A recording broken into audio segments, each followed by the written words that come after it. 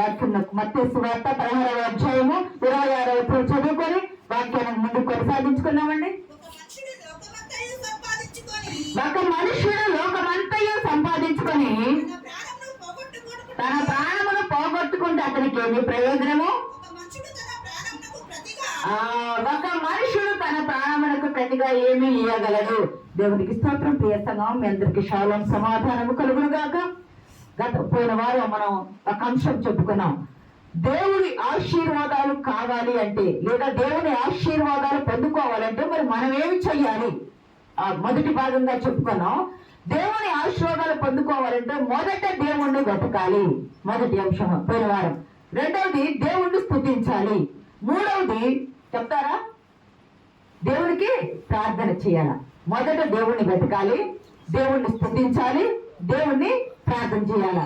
మరి రెండవ భాగంలో మొదటి అంశం ఏంటంటే, ఇప్పుడు మనం ఒక చదువుకున్నాం వాక్యం 16వ అధ్యాయం 26వ వచనంలో, ఒక మనుషుడు లోకమంతా సంపాదించుకొని తన ప్రాణమును పోగొట్టుకుంటూ దాని వల్ల వానికి ఏమి ప్రయోజనము? మరి ఏం సంపాదించుకోవాలా? ఈ లోకం సంపాదించుకోవాలా? లోకంలో ఏముంటాయి అంటే శరీరాశ, నేత్రాశ, జీవపుడము అనుకున్నాము. సహజంగా రోడ్డును పోయి నడుచుకుంటే వెళ్ళే మనిషి ఏం కోరుకుంటాడంటే ఒక్క సైకిల్ ఉంటే బాగుండు అనుకుంటాడు. సైకిల్ మీద వెళ్ళే వ్యక్తి 2 వీలర్ ఉంటే బాగుండు అనుకుంటాడు. 2 వీలర్ ఉన్న వ్యక్తి కారు ఉంటే బాగుండు అనుకుంటాడు. కారు ఉన్న వ్యక్తి విమానంలో తిరిగితే బాగుండు. అంటే ఒకదానికి ఒకటి కోరికలు అపరిమితాలు, పరిమితం కాదు, కోరికలు అపరిమితాలు. ఎకనామిక్స్ లో చూసుకుంటే అపరిమితాలుగా ఉంటాయి. ఏమి ఇల్లు లేకపోతే ఒక్క చిన్న స్థలము, ఒక చిన్న గుడిసె ఉన్నా చాలా అనుకుంటాం. చిన్న ఇల్లు, చిన్న గుడిసెలో ఉన్న మనము కొంచెం పెద్ద ఇల్లు అనుకుంటాం. పెద్ద ఇంట్లో ఉన్న మనం ఇంకా పెద్ద. అంటే మనకి ఏమి కావాలో సంపాదించుకోవడానికి ప్రయత్నం చేస్తాం. సహజంగా మానవ నైజం అది, మానవ ధర్మం కూడా ఈ లోకములు ఉంటున్నాం కాబట్టి. మరి ఇవన్నీ సంపాదించుకొని ఇవన్నీ వద్దా? యేసుక్రీస్తు ప్రభు వారు ఇవన్నీ వద్దంటున్నారా? ఇవన్నీ కావాలా? ఇవన్నీ అవసరమే. మీకేమి కావాలో ఆయనకు తెలుసు. ప్రభు చెప్తున్నారు, నీకేమి కావాలో నాకు తెలుసు, నేను నీకు ఇస్తాను. మరి మనల్ని ఏం చేయమన్నారు? మొదట ఆయన రాజ్యాన్ని, ఆయన నీతిని వెతకమని పోయిన వారం ధ్యానంలో చెప్పుకున్నాం కదా. ఆయన రాజ్యాన్ని, నీతిని వెతికేటప్పుడు అవి వెతుకుతూ ఉంటే వాటి వెనక్కి వస్తూ ఉంటాయి. ఆయన రాజ్యాన్ని, ఆయన నీతిని, ఆయన చిత్తాన్ని, ఆయన సన్నిధిలో మనం వెతుకుతూ ఉంటే వాటితో పాటు నా బిడ్డలకి ఇవి కావాలి అని పరలోకంలోనే ఇల్లు కడుతున్నాను, స్థలం ఉన్నదని చెప్పిన దేవుడు భూలోకంలో మనకిచ్చుట ఆయనకు కష్టం కాదు కదా. ఇస్తాను. అవన్నీ అవసరమని ఆయనకు తెలుసు. కానీ ఆయన రాజ్యాన్ని, ఆయన నీతిని వెతకాల. ఈ రోజు మొదటి అంశంలో మరి ఏమి సంపాదించుకోవాలయ్యా? ఇవన్నీ సంపాదించుకునే ప్రాణం బాగొట్టుకుంటే ఉపయోగం ఏముందన్నారు. ఇవన్నీ సంపాదిస్తాం, ఇవి అవసరము. వీటితో పాటు ఏమి కావాలి అంటే మొదట ఆత్మరక్షణ కావాలి. వీటితో పాటు మనకేం కావాలి అంటే మొదట ఆత్మరక్షణ కావాలి. ఒక మాట చూడండి, 3వ యోహానులో 2వ వచనం చూడండి. 3వ యోహాను పత్రిక 2వ వచనం. ప్రియుడా, నీ ఆత్మ వర్ధిల్లుచున్న ప్రకారం అపోస్తలుడైన యోహాను భక్తులు అంటున్నాడు, ప్రియుడా నీ ఆత్మ వర్ధిల్లుచున్న ప్రకారం నువ్వు అన్ని విషయంలో సౌఖ్యముగా వర్ధిల్లాలని చెప్తున్నాడు. నీ ఆత్మ వర్ధిల్లాలా? ఆత్మను సంపాదించుకోవాలా? ఆత్మ రక్షణను సంపాదించుకోవాలా? నువ్వు దేవుని పెట్టావు కదా, దేవుణ్ణి వెతుకుతున్నావు కదా, నువ్వు దేవుని పెట్టావు కదా, దేవుని స్తుతిస్తున్నావు కదా, నువ్వు దేవుని పెట్టావు కదా, దేవుని ప్రార్థిస్తున్నావు కదా. ఇవన్నీ నీలో ఉన్నాయి. ఇవన్నీ ఉంటేనే చాలా? లోకాన్ని సంపాదించుకుంటే చాలా అంటే కాదు. వీటితో పాటు ఆత్మరక్షణ సంపాదించుకోవాలా?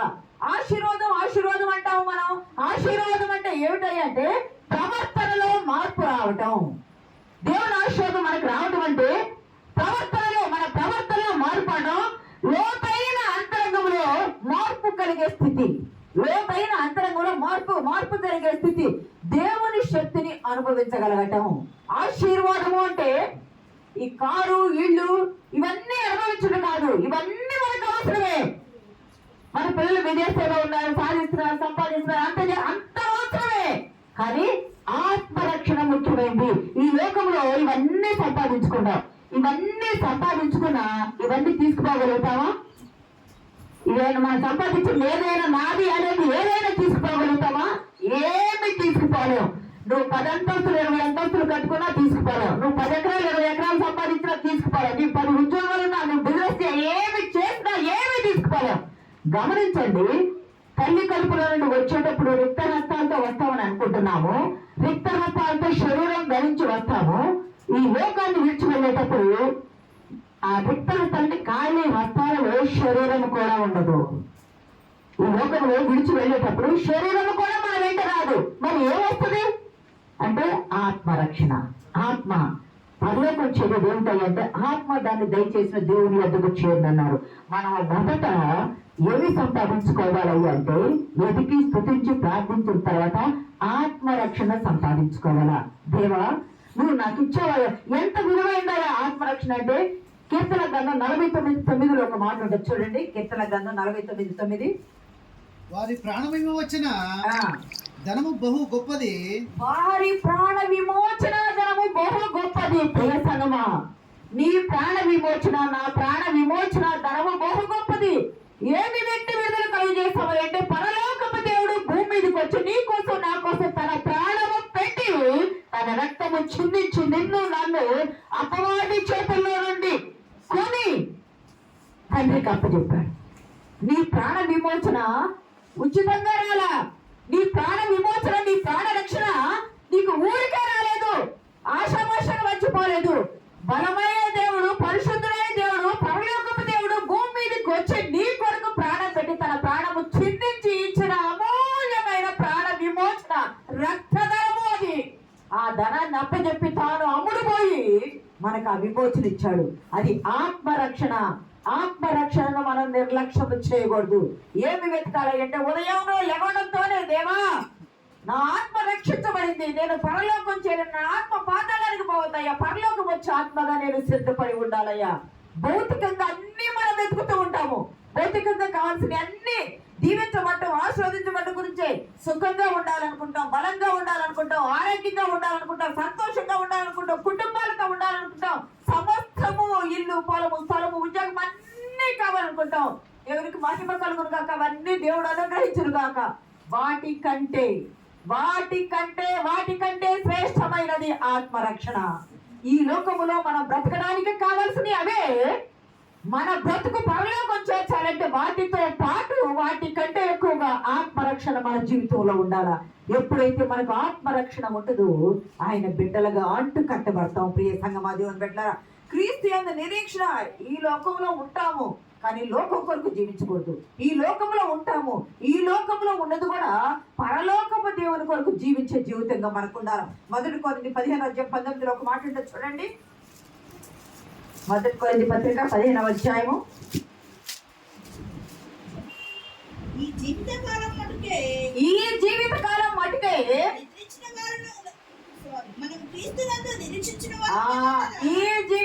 మటుకు మనం ఇక్కడ ఉన్నాం కదా, యేసయ్య ఇక్కడ ఆరాధిస్తే చాలు అని అనుకుంటే ఈ జీవిత కాలం మటుకే మనం నిరీక్షణ గలవారమైన మనకంటే దౌర్భాగ్యులు పనికి మాలిన వారు ఎవరో కూడా ఉండరు.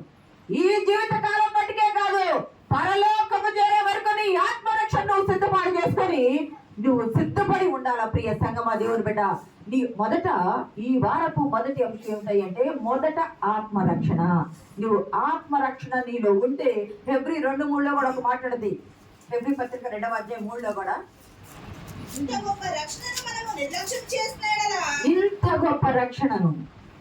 గొప్ప రక్షణను మనము నిర్లక్ష్యం చేసిన ఎలాగూ తప్పించుకుందాము. ఎలాగంటే ప్రభువు బోధించుట చేత ఆరంభమై దేవుడు తన చిత్తానుసారముగా సూచన క్రియల చేతను మహత్కార్యముల చేతను ఇట్టి రక్షణను నిర్లక్ష్యము చేసిన ఎలాగూ తప్పించుకుందాము.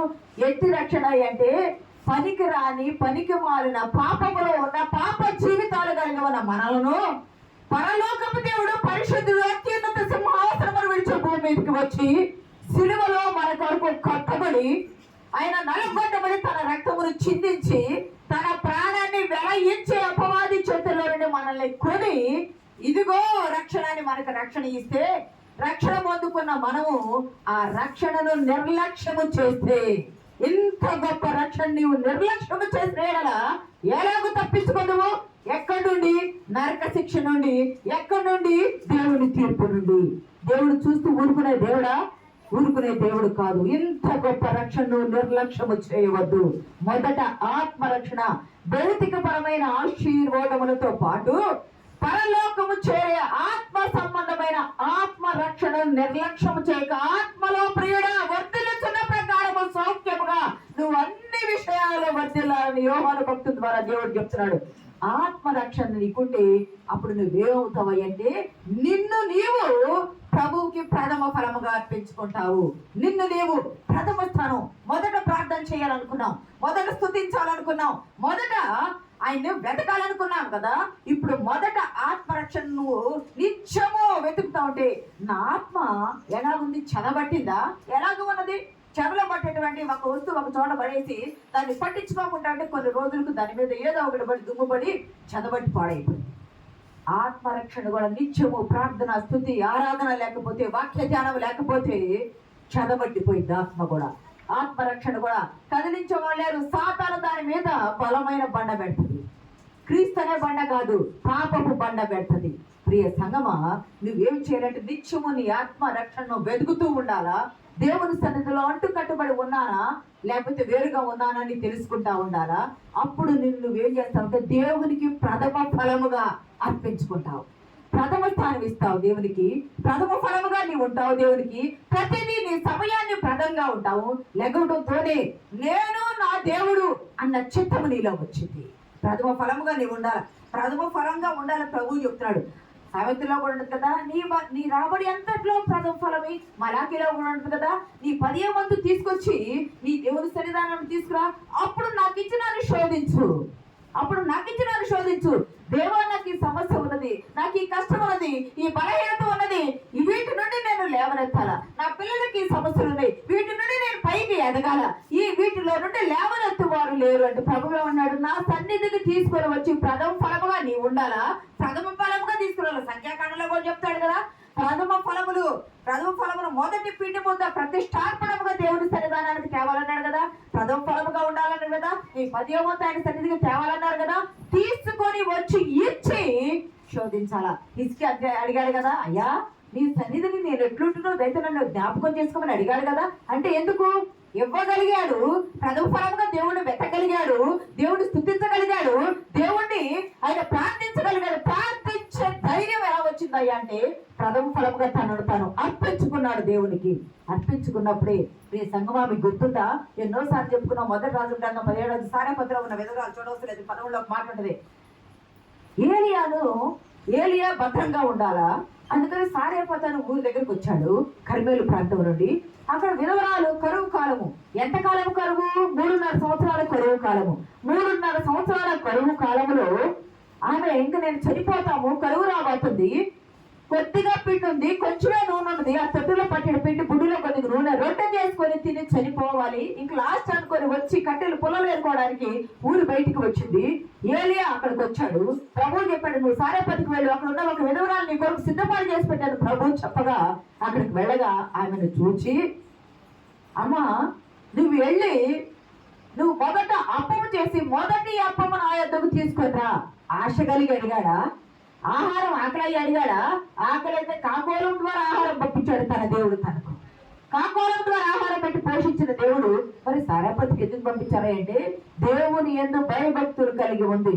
అయ్యా నీ జీవంతో యెహోవా జీవంతో నా దగ్గర తొట్టిలో పచ్చడి పెట్టి బుడ్డిలో కొద్దిగా నూనె ఉంది లేదయ్యా అంటే నువ్వు భయపడవద్దు, నువ్వు ధైర్యంగా వెళ్ళు. మొదటి అప్పముది అంటే మొదటి ఫలము, మొదటి పిండి ముద్ద, మొదటి రొట్టె దేవుని సన్నిధానానికి ఆయన దైవజనులు తీసుకొచ్చి మరి చెప్పగా ఆమె భయపడకుండా వెళ్ళి తన పిండిలో ఉన్న ఆ పిండిని చేసి మొదటి అప్పం తాను కొడుకు ఇద్దరు తిని చనిపోదాం అనుకున్నారంటే ఒక్క పూటకు వచ్చేదే ఉంది. తిని చనిపోదాం అనుకున్నప్పుడు మొదటి అప్పం తీసుకొచ్చి దైవజనునికి ఇక్కడ ఎందుకంటే స్వార్థంతో అడగటం కాదు, దేవుని ప్రమాణం అది. దేవుడు చెప్పిన ప్రమాణం, నీవు ప్రామాణికతలో ఉంటావా లేదా అనేది ఇక్కడ చెప్పబడింది. దేవుని ప్రమాణంలో ఆమె నిలబడింది, దేవుని దైవ సేవకుని మాటలో నిలబడింది. మొదటి అప్పము తీసుకొచ్చి దైవజనునికి ఇవ్వగా 3.5 సంవత్సరాల కాలము ఆ తొట్టిలో పిండి తక్కువ కాలేదు, గుడ్డిలో నూనె తక్కువ కాలేదు. దేవుని నామానికి మహిమ కలుగు. చప్పట్లు కూడా దేవుని నామాన్ని మహిమ పరుద్దాము. మొదట రక్షణ, ఆత్మరక్షణ మొదటిగా ఉంటే ఆ ప్రథమ ఫలముగా నువ్వు ఆయనకు సమర్పించుకుంటావు. ఎప్పుడైతే ప్రథమ ఫలముగా సమర్పించుకుంటావో ఆశీర్వాదాలన్నీ నీవే. ఆశీర్వదించబడాలని అంటున్నాం కదా, ఎలాగ ఆశీర్వదించబడతావు? ఆయన చెప్పిన ప్రామాణికతలో నువ్వు నిలవబడితే నువ్వు ఆశీర్వదించబడతావు. ప్రామాణికత నీకు లేకపోతే ఆశీర్వాదం ఎక్కడికి వస్తుంది? దాటి వెళ్ళిపోతుంది. ప్రియ సంగమా, దేవుని బిడ్డలారా, మనం ఎట్లాగయ్యా దేవుణ్ణి వెతకాలంటే పూర్ణ హృదయంతో, పూర్ణ ఆత్మతో, పూర్ణ మనసుతో, పూర్ణ బలముతో ఆయనను మొదట ప్రేమించాలి. మనకున్న వాటిని, మనకున్న కుటుంబాలని, మనకున్న సమస్తాన్ని మొదట ప్రేమిస్తాము, మొదట వెతుకుతాము, మొదట స్థుతిస్తాము. అన్ని మనకు సంబంధించిన లోకానుసారమైన వాటి వైపు చూస్తాం. కానీ లోకానుసారమైనవి మనకు అవసరమే, కానీ వాటి కంటే ఆత్మీయపరమైన ఆత్మరక్షణ మొదటిది అవసరం. మొదటిది ఆత్మరక్షణ, మొదటి భాగము. రెండవ దానికి వెళ్దాం. చూడండి, 5వ అధ్యాయం 24వ వచనం. 5:24. ఇక్కడ పరిపీఠం ఉన్నదుంటనే నీ ఎక్కలను విడిచిపెట్టి మొదట వెళ్ళి నీ సహోదరునితో సమాధానపడము. అటు తర్వాత వచ్చి నీ అక్కలను అర్పింపు. దేవునికి స్తోత్రం. ప్రియ సంగమా, ఇక్కడ యేసుక్రీస్తు ప్రభువారు చెప్తున్నాడు. ఎవరో శిష్యులు చెప్పింది కాదు, ప్రభువారే చెప్తున్నారు. ప్రభువారు ఏమని చెప్తున్నారు అంటే, నువ్వు బలి అర్పించడానికి వచ్చావు కదా, నువ్వు బలి అర్పణ ఇవ్వడానికి వచ్చినప్పుడు బలి ఇస్తున్నావు. నువ్వు బలి ఇచ్చేటప్పుడు మొదట ఏం చేయాలి అంటే, నీ కుటుంబంలో వారితో కానీ, నీ ఇరుగు పొరుగు వారితో కానీ సమాధానము లేకపోతే మొదటిగా నీవు ఇచ్చే బలి అర్పణ అక్కడే పెట్టేసి నువ్వు ఇంటికి వెళ్ళి నువ్వేమి చేయాలి అంటే, మొదట వారితో సమాధానపడి వచ్చి అప్పుడు బలి అర్పణ. ఈ సందర్భం ప్రభువారు చెప్పినప్పుడు ప్రియ సంగమాదేవుని పెట్టారా, యెరూషలేము దేవాలయం పక్కనే ఉన్నారా బలి అర్పించేవాళ్ళు కాదు కదా. గలిలయ దేశము నుండి సమరియా దాటి యోదయాకు వచ్చి, యోదయాలో యెరూషలేము దేవాలయంలో బలి అర్పించాలి. 2 దేశాలు దాటి 3వ దేశంకి వెళ్ళి అక్కడ బలి అర్పించాలంటే నువ్వు బలి ఆపేసి వెళ్ళి ముందు సమాధాన పడని ప్రభువారు చెప్తే, బలి ఆపి మళ్ళా 3వ దేశంకి, 2 దేశాలు దాటి 3వ దేశంకి వెళ్ళి రావాలంటే ఇప్పుడు విమానాలు, కార్లు ఏమి లేవు కదా, రైలు లేవు కదా, నడిచిపోవటమో గాడి మీద పోవటమో కదా. మళ్ళీ 3 దినాల ప్రయాణం పడుతుంది కదా. 3 దినాల ప్రయాణం వెళ్ళి వచ్చి అక్కడ మళ్ళా ఆరాధన చేయాలంటే, బలి అర్పించాలంటే చాలా కష్టం కదా. కానీ ప్రభువారు చెప్తున్నారు, నీవు నాకు తండ్రికి బలి అర్పించే దానికంటే మొదట నీవు సమాధాన పట్టను. సమాధానానికి అంత విలువిచ్చాడు ప్రభు. అలాగే మనం బల తీసుకుంటూ ఉన్నాం. ఆ రోజు బలి అర్పణ. ఈరోజు ప్రభు వారు చనిపోయి సమాధి చేసి తిరిగి లేచిన తర్వాత నా శరీరము నా రక్తము పంచుకోమని చెప్పారు కదా. నువ్వు గిన్నెలో చేయి ముంచేటప్పుడు నీ భర్తతో కానీ, నీ భార్యతో కానీ, నీ పిల్లలతో కానీ, నీ ఇరుగు పొరుగు వారితో కానీ, నీ అత్త మామలతో కానీ, లేదా నీ తల్లి కూతురు కానీ, తండ్రి కొడుకులు కానీ, ఎవరితోనైనా వివాదం ఉంటే, సమాధానం లేకపోతే మొదట వెళ్ళి సమాధాన పడాలా. సమాధాన పడకుండా బలి అర్పణ అర్పిస్తా, బలి దేవుడు అంగీకరించడు. ఇక్కడ చెప్పబడ్డ మాట సమాధాన పడకుండా బలి అర్పణ అర్పిస్తే బలి అంగీకరించబడదు. సమాధాన పడకుండా దేవుని గిన్నెలో చేయముంచితే నువ్వు దేవుని గిన్నెలో ఆయన శరీరము, ఆయన రక్తము సమాధానంతో పుచ్చుకున్నట్టు కాదు. ప్రియ సంగమా, దేవుని బిడ్డలారా, మనము రూల్ పాటించాలనుకుంటాం. ఈ రూల్ పాటించొద్దా? పాటించాలా. నీవు ఎవరితో ఉన్నావో అందరితో సాధ్యమైనంత వరకు సమాధానంగా ఉండాలని ప్రభు వారు చెప్పారు. కానీ దుష్టులకు దూరంగా ఉండాలి. అలాగే సమాధానం లేకుండా దూరంగా ఉండకూడదు. సమాధానంతో దూరంగా ఉండాలి. సమాధానంలో 3 రకాలైన సమాధానాలు ఉన్నాయి. మొట్టమొదటిది, మన పాపాలు మనం ఒప్పుకుంటే, 1 యోహాను 1:9 ఉంటుంది చూడండి. 3 రకాలైన సమాధానం ఎలా పొందాలా అంటే, నేను పాపిని, నా పాపాలు ఒప్పుకుంటున్నాను అని దేవుని దగ్గర పాపాలు ఒప్పుకొని సమాధాన పడటం. చదివేనమ్మా. మొట్టమొదటి మన పాపములు మనం ఒప్పుకొని, ఆయన నమ్మదగిన వాడును. మన పాపములు మనం ఒప్పుకొని ఆయన నమ్మదగిన వాడు, నీతిమంతుడును గనుక ఆయన మన పాపములను క్షమించి ఆ. సమస్త దుర్నీతి నుండి మనల్ని పవిత్రంగా చేయును. మొట్టమొదటి మనం ఏం చేయాలంటే అయ్యా, తల్లి గర్భము నుండి పుట్టిన మొదలుకొని నేను పాపని, నా బాల్య పాపములు, నా యవ్వని పాపములు, తెలిసి తెలియని పాపములు, ఏ పాపం ఉన్నా నా పాపములను క్షమించయ్యా నిన్ను అడిగితే ఆయన నమ్మదగిన వాడు, నీతిమంతుడు కాబట్టి నిన్ను సమస్త దుర్నీతి నుండి విడిపించి నీ రక్షణ ఇచ్చే దేవుడు. దేవుని నామానికి మహిమ కలుగును గాక. మొట్టమొదట నీ పాపాలని ఒప్పుకోవాలా, ఒప్పుకొని నువ్వు ప్రభుతో ముందు నీ హృదయం సమాధాన పడాలా. రెండవ కొరింథీ పత్రిక 5వ అధ్యాయము 8వ వచనం ఒకసారి చదవండి. 8వ వచనం, 18వ వచనం, 20. ధైర్యం కలిగి ఈ దేహమును విడిచిపెట్టి ప్రభువునొద్ద నివసించుటకు ఇష్టపడుచున్నాము. మనము పాపాలు ఒప్పుకుంటే ధైర్యం కలిగి దేవుని యొక్క ప్రభువు యొక్క నివసించుటకు మనం ఇష్టపడుతున్నాం. 18వ వచనం చదువమ్మా. సమస్తమును దేవుని వలనైనవి, ఆ ఆయన మనల్ని క్రీస్తు ద్వారా తనతో సమాధానపరచుకొని ఆ ఆ సమాధానపరచు పరిచర్యను మాకు అనుగ్రహించెను. 20వ వచనం. కావున దేవుడు మా ద్వారా వేడుకొన్నట్టు ఆ మేము క్రీస్తుకు రాయబారులమై. చాలా ఇక్కడ గమనిస్తే, నువ్వు దేవునితో ఉండటానికి ఇష్టపడితే నీ పాపాలను నువ్వు ఒప్పుకోవాలంటున్నాడు. ఆయన నమ్మదగిన వాడు దేవుడు. మొదట మన పాపాలు మనం ఒప్పుకోవాలా. రెండవది, క్రీస్తు ద్వారా ఆదాము అవ్వలు పాపం చేసి తప్పిపోయి పడిపోయారు కదా, పడిపోయిన వారితో దేవుడికి సంబంధం తెగిపోయింది కదా. సంబంధం తెగిపోతే తండ్రి కుమారుని యేసుక్రీస్తు ప్రభు వారు భూమి మీదకి వచ్చి తన ప్రాణం ఇచ్చి నిన్ను నన్ను మన పాపాల నుండి కడిగి తన శిలువమైన మోసి ఆయన తండ్రితో తన ప్రాణం పెట్టి తండ్రితో సమాధానపరిచి సమాధాన బంధమును ఏర్పరిచాడు. మనం అప్పుడు ఏమయ్యామంటే క్రీస్తుకు రాయబారులు అయ్యా. దేవుని నామానికి మహిమ కలుగును గాక. తండ్రితో సమాధానం ఏర్పరిచాడు. మనకి సమాధానం లేకుండా గిన్నెలో చేయముంచుతావా? నీ పాపాలను ఒప్పుకోకుండా గిన్నెలో చేయముంచుతావా? పాపాలు ఒప్పుకోవాలా, వాటిని విడిచిపెట్టాలా, మరి ఎన్నిటికీ చేయకుండా ఉండాలా. రెండవది, తండ్రితో సమాధాన పడాలి. క్రీస్తు తండ్రితో మనల్ని సమాధాన పరచాలి తన ప్రాణం పెట్టి. ఇందాక మనం చదువుకున్నట్టు ప్రాణ విమోచన ధనము అంత చిన్న సన్నది కాదు, విలువైనది, అమూల్యమైనది, పరిశుద్ధమైనది, యవ్వన రక్తము, నిష్కళంకమైన గొర్రెపిల్ల రక్తము, క్రీస్తు రక్తము. ఆ రక్తంతో మీరు విడిపించబడ్డారు. ఆ రక్తము ఆత్మరక్షణ ఇచ్చింది. ఆ రక్తము మిమ్మల్ని తండ్రితో సమాధాన పరిచింది. సమాధాన కుమారుడు, సమాధాన పరిచే వారు ధన్యులు, వారు దేవుణ్ణి చూస్తారు కదా, సమాధాన పుత్రులు అనబడతారు కదా. సమాధానం ఉండాలా. ఇంకా 3వ చూడండి. ఆ పాపాలు ఎక్కడ వేసాయంటే మీకా ఎంత కొంచెం చెప్పారు. మీకా 7వ అధ్యాయం 19వ వచనంలో మన పాపములన్నీ ఆయన సముద్రవాదములో పడవేశాడంట. గమనించండి, చూడండి. పాత నిబంధనకు వచ్చేటప్పటికి మీకా గ్రంథము 7వ అధ్యాయం 19వ వచనం.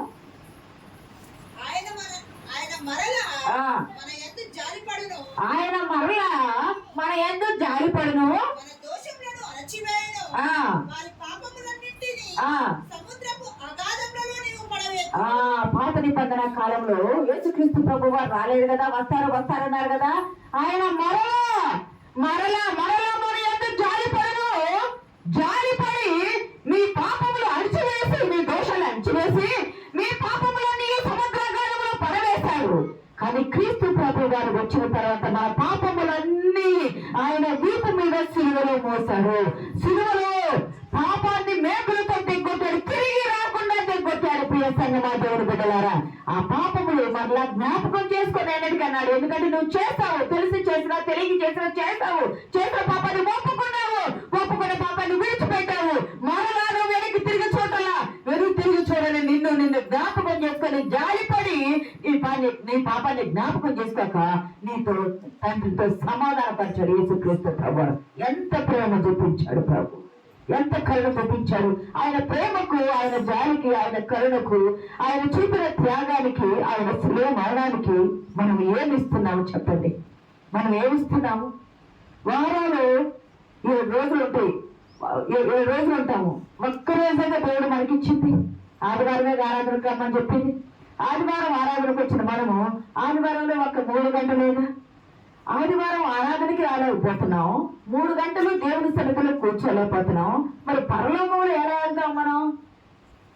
ఒక్కరోజు ఆరాధనకి రాకుండా 3 గంటలు దేవుని సన్నిధిలో కూర్చోలేవు. అసలు కూర్చోలేవద్దు. సాతాను కూర్చోలేవద్దు. నీకు గుచ్చుకున్నటువంటిది కూర్చోండి. ఎప్పుడు వెళ్ళిపోదావా దేవుని సన్నిధిలో అనిపిస్తుంది. ఆదివారం ఆరాధనకు ఒక్క రోజు ఒక 3 గంటలు రాలేకపోతే పరలోకం ఎలాగో చేరుతావు, నీ ఆత్మ రక్షణ ఎలాగో సిద్ధపాటు చేసుకుంటావు, పదం ఫలముగా నిన్ను నీ వారికి ఎలా అర్పించుకుంటావు. నీ హృదయ అర్పణ లేనిదే కారుకివ్వటం కాదు, దశభాగం ఇవ్వటం కాదు, బలి అర్పణ ఇవ్వటం కాదు, లేదా నీకున్న ఆస్తి రాసి ఇవ్వటం కాదు. నిన్ను నీవు దేవునికి ప్రథమ ఫలముగా అర్పించుకున్న తర్వాతే దేవునితో సమాధానపడి నీవు వచ్చి దేవుని గిన్నెలో చేయి ముంచాలా. దేవుని గిన్నెలో సమాధానం లేకుండా చేయి ముంచితే అంగీకరించబడదు. ఇది మొదలుకొని దేవునితో ఇతరులతో సమాధానంగా ఉంటూ నేర్చుకోవాలి. ఎందుకంటే మన కొరకు, పాపంలో ఉన్న మన కొరకు మాట ద్వారా, చూపు ద్వారా, హృదయంలో పాపం పట్టింది, హృదయం నుండి చూపు ద్వారా వచ్చింది, చూపు ద్వారా నీ చేతులు, నీ తలంపులు, నీ ఆలోచనలు అరికాల మొదలు సాతాను అపవాది పుత్రులుగా అయిపోతాం. మనము అపవాది బిడ్డలుగా అయిపోతాం. మనల్ని దేవుని నుండి వేరుపరచటమే దాని ఉద్దేశం, సాతాను ఉద్దేశం. ఆ వేరుపరచకుండా ఉండాలంటే, మనము సాతాన్ని వేరుపరచాలంటే మనం దేవునితో సమాధాన పడాలి, ఇతరులతో సమాధాన పడాలి. సమాధానం ఉంటేనే అలాగ సమాధానం ఎందుకంటే యోదయాకు వచ్చి గలిలయ నుండి వచ్చి వాళ్ళు బలి అర్పణ చేస్తుంటే ఆ బలి అక్కడ పెట్టి మళ్ళీ పోయి తిరిగి వచ్చి సమాధాన పడి వచ్చి చేయాలంటే ఆ బలి ఉంటుందా 3 రోజులకి? పాడైపోయింది కదా. పాడైపోయిన బలి అర్పించుకుంటే మాట ఆలకించడం శ్రేష్టమైన సమయంలో అన్నాడు కదా. నేను బలిని కోరు దేవుడు కాదు కదా. బలి అర్పించడం కంటే మీరు దగ్గర ఉండి ఆలకించుట శ్రేష్టము. ఆలకిస్తే ఆశీర్వదిస్తాడు. దేవుని నామానికి మహిమ కలుగును గాక. మన దేవుడు ఎటువంటి దేవుడు అయ్యండి? మత్తయి 5:9 మాట్లాడడం చూడండి. మనం సమాధాన పడి గిన్నెలో చేయి ఉంచాలా. సమాధాన పరచువారు ధన్యులు. కొంతమంది రేపుతూ ఉంటారు, మాట ద్వారా రేపుతారు. ఒక మాట విని కమ్యూనికేషన్ ఏర్పడ్డారు, ఒక మాట మనం అంటాం, ఇంకొక మాటగా చెప్పబడింది అవతలకి. అప్పుడు ఏమవుతుంది అంటే సంఘము విభజించబడింది, కుటుంబం విభజించబడింది, భార్య భర్తల మధ్య వివాదం వచ్చింది, బిడ్డలు తల్లిదండ్రులకు దూరం అవుతారు. అంటే సమాధానము లేకుండా సాతానుడు కుటుంబాల్లో వివాదం చేస్తూ ఉన్నాడు. జాగ్రత్తగా ఉండాలి. సమాధానం ఇవ్వడానికే నేను వచ్చానన్నాడు ప్రభు. అంటే సమాధానంలో మనం నిలవలేకపోతే మనలో ఏముంటాయి అంటే, యేసుక్రీస్తు ప్రభు వారు మనల్ని క్షమించాడు కదా. ఆయన మనల్ని క్షమించకపోతే మనం నరకానికి వెళ్తాం. క్షమించబట్టే మనకు రక్షణ ఇచ్చాడు, క్షమించబట్టే మన పాపాలను కడిగాడు. క్షమించిన ప్రభువు మనలో ఏముండాలన్నాడు? సమాధానం. మొదట సమాధానం వెతకాల. రెండవ అంశంగా మనలో చేదు వైరాగ్యం అనే బాగా కష్టం కలిగిందనుకో, ఎందుకు ఈ జీవితం అనుకుంటాం. బాగా శోధన వచ్చింది అనుకో, ఇంకా ఎందుకు జీవితం, నేను బతకడం ఎందుకు అనుకుంటాము. నేను అసలు దేవుని సన్నిధికి ఎందుకు వెళ్ళాలా, దేవుని ఎందుకు వెతకాలనుకుంటాం.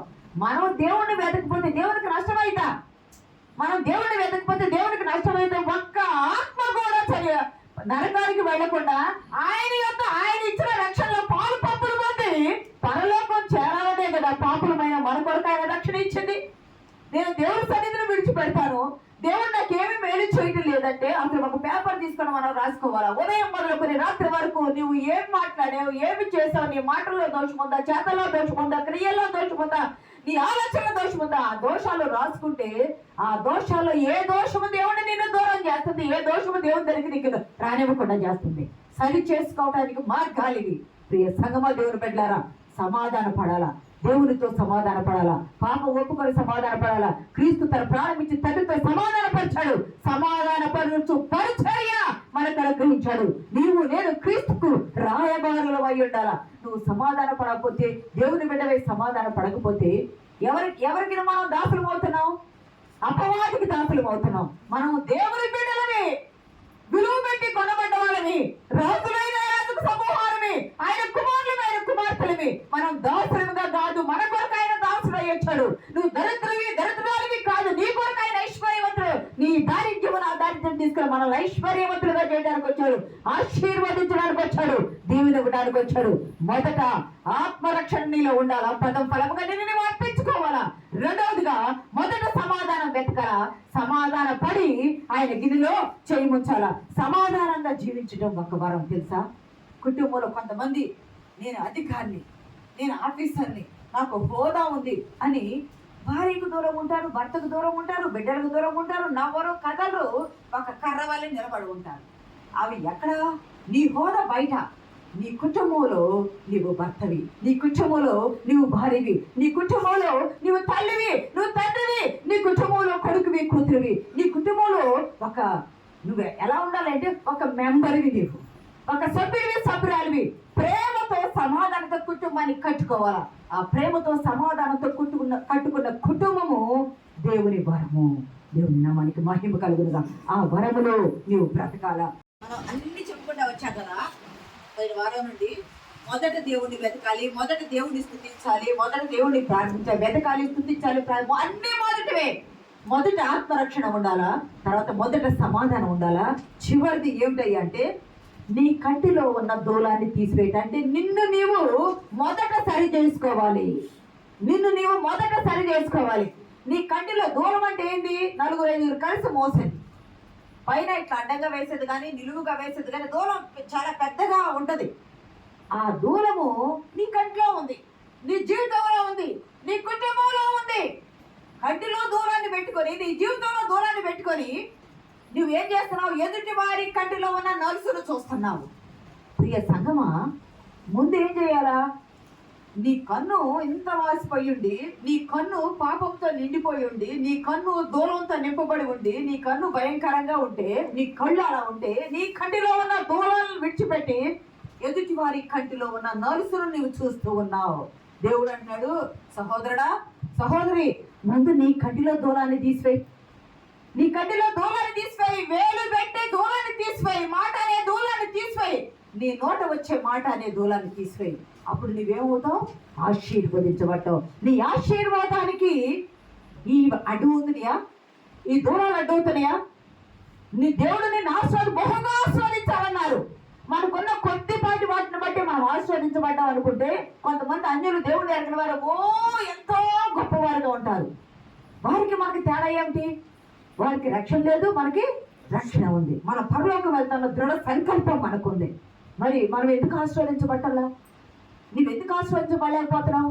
నీ కంటిలో దూరం ఉందా? ఆశించే మనసుందా? ఎదుటి వారికి నష్టపరిచి కీడు చేసే మనసుందా? ఎదుటి వాళ్ళు పతనం అయిపోవాలి అని నువ్వు కోరుకుంటున్నావా? అవన్నీ అపవాదిని చేత చేపిస్తూ ఉంటే వాటిని విడిచిపెట్టు. నీ కుటుంబం, నీ భర్త, నీ భార్య, నీ పిల్లలు, నీ తల్లిదండ్రులు, నీ తోబుట్టువులు ఆశీర్వదించబడాలి కదా. ఆశీర్వదించబడాలని ఆశపడే నువ్వు వీటిని విడవలేవా? కొన్ని విడవాలా, కొన్ని వెతకాలా. వీటిని విడిచి దేవుని ఆశీర్వాదం వెతికితే నలుసు దూరం అనేది పెద్ద నైతిక పాపానికి గుర్తు. దూరము అనేది పెద్ద నైతిక పాపానికి గుర్తు. నలుసు అనేది చిన్న పాపానికి గుర్తు. నలుసు అయినా పాపమే, దూరమైనా పాపమే. అదేమో పెద్ద పాపము, నైతిక పాపము. ఇదేమో చిన్న పాపము. ఏదైనా పాపమే. ఏ పాపమైనా నా చేయి కూర్చకాలేదన్నాడు, చేయి చాపాడు కదా. చాపిన దేవుడు మనకి ఇవ్వబోతుండే అందుకోవాలంటే ఆ నలుసు దూరం అనేది దేవుని చేతికి మన మీద ఆశీర్వాదానికి అడ్డమవుతుంది. దేవుని చేతికి మన మీద ఆశీర్వాదానికి అడ్డమవుతుంది. నువ్వు అడ్డగించుకునే స్త్రీగా, పురుషుడిగా ఉంటున్నావా? అడ్డగించుకునే కుమారుడు, కుమార్తెగా ఉంటున్నావా? నీ చేతుల్లోనే ఉంది, నీ చేతుల్లో ఉంది. వాటిని తొలగించు. మొదటి కొన్ని పత్రికలో మాట్లాడు చూడండి. వాటిని తొలగించాల. అవన్నీ నేరం మోపటం సులభం, అవమానించడం సులభము. ప్రభు అంటాడు కదా, మీరు గిన్నె బయట శుద్ధి చేస్తున్నారాయా, మీరు గిన్నె లోపల శుద్ధి చేయాలి. గిన్నె అంటే హృదయపు గిన్నె. బయట మనం కడిగే గిన్నె బయట కడిగేసి లోన కడుక్కోకుండా వండుకోలేం కదా. బయట కడగాలి, లోపల కడగాలి. గిన్నె లోపల హృదయపు గిన్నెను మీరు లోపల కడగట్లా. సమాధి చూస్తాం, 2 లక్షలు పెడతాం, 3 లక్షలు పెడతాం, 10 లక్షలు పెడతాం, సమాధి కడతాం. అందంగా, సుందరంగా, శృంగారంగా అలంకరించబడి ఉంటుంది. కానీ లోపల ఏముంటుంది? శవం. లోపల ఏముంటుంది? పురుగులు. లోపల ఏముంటుంది? దుర్వాసన. ఇవన్నీ బైబిల్లో ఉన్న మాటలే కదా. ఇవన్నీ లోపల ఉంటాయి. 5-8 చూడండి ఒకసారి. హృదయ శుద్ధి ఉండాలా. హృదయ శుద్ధి గలవారు ధన్యులు. పాతదైన పులిపిండితోనైనను దుర్మార్గతయు దుష్టత్వమునైనను పులిపిండితోనైనను కాకుండా నిష్కాపాట్యమును సత్యమునను పులియనటితో పండుగ ఆచరిద్దాము. సంగమ ఇక్కడ ప్రభు అంటున్నారు, మీరు ఎలా ఉండాలి అంటే హృదయ శుద్ధి గల వారు ధన్యులు, వారు దేవుని చూచేద్దరు కదా. హృదయ శుద్ధి లేకుండా ఒక గిన్నెలో లోపల గడకుండా బయట గడిగి ఏదైనా పాలో ఏదైనా పోసి మరగబెడతా ఉంటాయా? విరిగిపోతాయి. మన హృదయంలో శుద్ధి లేకుండా చేదైన వేర్లు క్యాన్సర్ పేషెంట్లు ఉంటే వాళ్ళకి ఏం చేస్తారు, ఆ భాగం తీసివేస్తే పక్కన పిలకలు వస్తాయి. మెడికల్ డిపార్ట్మెంట్ వాళ్ళు చాలా మంది ఉన్నారు మన దగ్గర. పిలకలు వస్తూ ఉంటాయి. పిలకలు వస్తుంది అంటే వేర్లు కొడుతున్నట్టు అర్థం. వేర్లు కొడుతుంటే ద్రాక్ష తోట మనం నాటుతాము, ఆ తీగ పైకి పందిరి కళ్ళబడితే పర్వాలేదు, మంచి పంట వస్తుంది. అదే భూమి మీద పాకింది అనుకో వేర్లు ఎక్కువ వస్తాయి. ఎక్కువ వేర్లు వస్తే పంట తక్కువ వచ్చింది.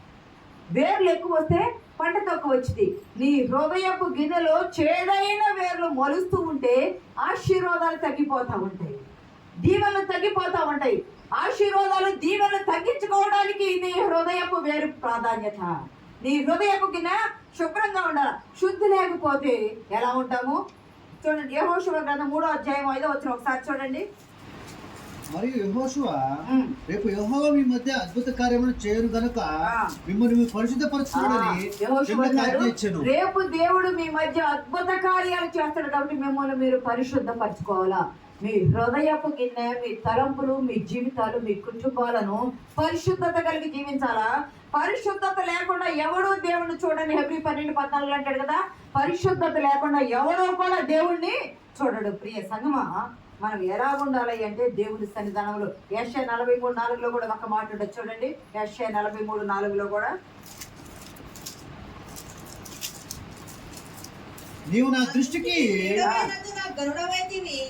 ప్రభు అంటాడు, నేను నిన్ను ఆశీర్వదించాలనుకున్నాను. నీకు ఆశీర్వాదాలు కావాలి, ఆశీర్వాదాలు నీ కుటుంబానికి ఇవ్వాలనుకుంటున్నాను. మరి ఆశీర్వదించబడాలంటే మొదట వెతకడం నేర్చుకోవాలా. ఆశీర్వదించబడాలంటే మొదట స్తుతించడం నేర్చుకోవాలా. ఆశీర్వదించబడాలంటే నువ్వు మొదట ప్రార్థించడం నేర్చుకోవాలా. ఆశీర్వదించబడాలంటే నీ జీవితంలో మొదట ఆత్మరక్షణ ఉండాలా.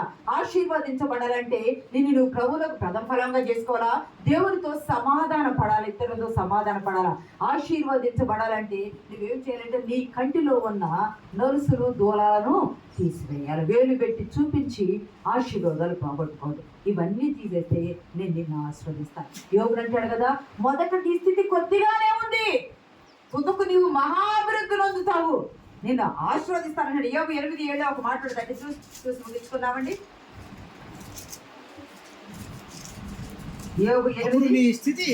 అప్పుడు నీ స్థితి మొదట నీ స్థితి కొద్దిగానే ఉన్నది, తుదను నీవు మహాభివృద్ధి. మొదట నీ స్థితి కొద్దిగానే ఉంది.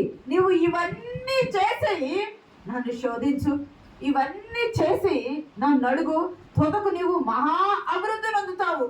42:7 అంటాడు 7 ఎడ్లు 7 చూడండి మా మాట చదవండి. 42:7 యెహోవా యోబును మొదట ఆశీర్వదించిన దానికంటే మరి అధికముగా అంటే రుణంతలుగా ఆశీర్వదించారు. మొదట నీ స్థితి కొద్దిగానే, అందుకు నువ్వు మహాభివృద్ధి పొందుతావు. ఎప్పుడయ్యంటే ఇవన్నీ పాటించినప్పుడు దేవుని ప్రేమ వెల్లడి వచ్చింది. ఎట్లాగా మనం ఇంకనో పాపులమై ఉండగానే మన కొరకు ప్రాణం పెట్టి చనిపోయి అమూల్యమైన విమోచన క్రయధనములు ఇవ్వబడ్డావు. నువ్వు ఎలా ఉన్నావయ్యా అంటే దేవునికి నువ్వు ప్రియుడమైతివి, నువ్వు గరుడమైనందున, నువ్వు ప్రియుడమైనందున నేను నిన్ను ఆశీర్వదిస్తున్నాను అంటాడు. నువ్వు ప్రియుడువయ్యావు, గరుడువయ్యావు, దేవుడు నిన్ను ఆశీర్వదిస్తున్నావు. ఆయనకి ప్రెషియస్ అమూల్యమైన వాడివి, అమూల్యమైన దానవు. అమూల్యమైన వారిని ఏది కూడా మనం అమూల్యమైన వస్తువులు భద్రంగా దాచిపెట్టుకుంటాం కదా, అమూల్యమైన వారమైన మనల్ని ఆయన భద్రంగా కాపాడతాడు, ఆశీర్వదిస్తాడు, దీవిస్తాడు. ఎప్పుడు అంటే ఇవన్నీ పాటించి వెతికి స్తుతించి ఆరాధించి గణపరిచి ఆయన అడిగితే ఆశీర్వాదాలన్నీ మనం ఇది మొదలుకొని నేను మిమ్మల్ని ఆశీర్వదించడని చెప్పాడు. ఆశీర్వదించే దేవుడు ఆశీర్వాదాలు ఇవ్వటానికే మన కొరకు వచ్చాడు. అవి పొందుకొని ముందుకు సభలు పరిశుద్ధాత్మ దేవుడు మనకు సహాయము దయచేయను గాక. ఆమేన్.